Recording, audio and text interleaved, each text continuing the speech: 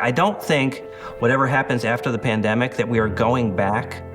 Going back to normal is not what we should be doing. What we should be doing is using this unique moment in history to develop a better model. And that better model has to be to prepare people for the work that's coming. So what I want to talk about is not the future of work, it's the work of the future.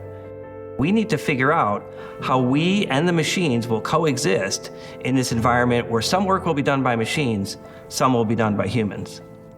Hi, Jamie. Thanks for joining me today for this conversation. Thanks very much, Delise. It's great to be with you, even remotely. Even remotely. I'm in DC, you're in Indianapolis, and even in the midst of all the chaos of COVID-19, we're still able to connect because of technology. And you have a new book, Human Work in the Age of Smart Machines. You make a pretty good argument in your book that technology will not be the undoing of work. It will just change what work looks like. Yeah, I think you're right. The truth is that work is changing. It's changing rapidly. I was concerned that this conversation about the future of work was actually questioning the very idea of work. I call it a zombie apocalypse view of the world, which is that the robots are going to come and eat our jobs and none of us are going to have anything to do. I think that's wrong. We know from the history that technology often creates as many jobs as it destroys. This phrase, human work, really unfamiliar for most people. Can you just explain what is human work? If you think about what machines can do, smart machines, artificial intelligence, automation, those kinds of things, they can perform tasks that are repetitive. They can do so at a high speed.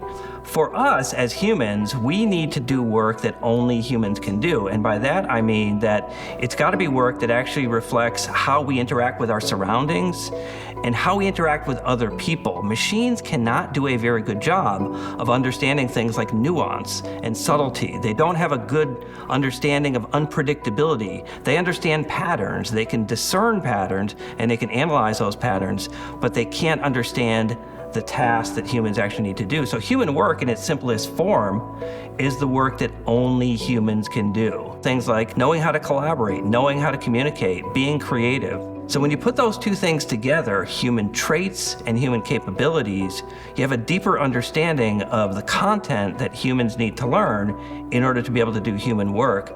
That's what we need to be preparing people for in this work of the future. It's always kind of in flux. We're always hearing about different ways to prepare yourself or to prepare your organization. How will education and training systems have to change for human work?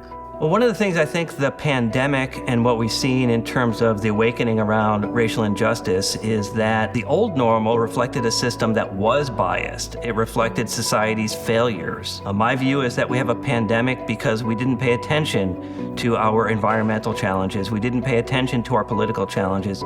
We didn't pay attention to our social challenges, particularly dealing with inequality. Interestingly, our education model has actually been predicated on a different idea, which is that you learn early in your life and then you work later in life. But we know because of the changing nature of work, that work is changing very rapidly, that we need to learn over and over again over the course of a lifetime. Well, Jamie, you've given me a lot to think about what the future of work could look like and the value of developing your analytical skills, your critical thinking skills, your communication skills. But yeah, I'm gonna wait and see. One of the reasons why I'm hopeful, why I'm optimistic about a future of human work is that as machines do more and more of the tasks that are repetitive, that don't require human intervention, we're going to be able to invest in human potential. And investing in human potential, I think, is going to improve equity and ultimately going to lead to greater collective well-being for all of us. Thank you again, Jamie. Thank you.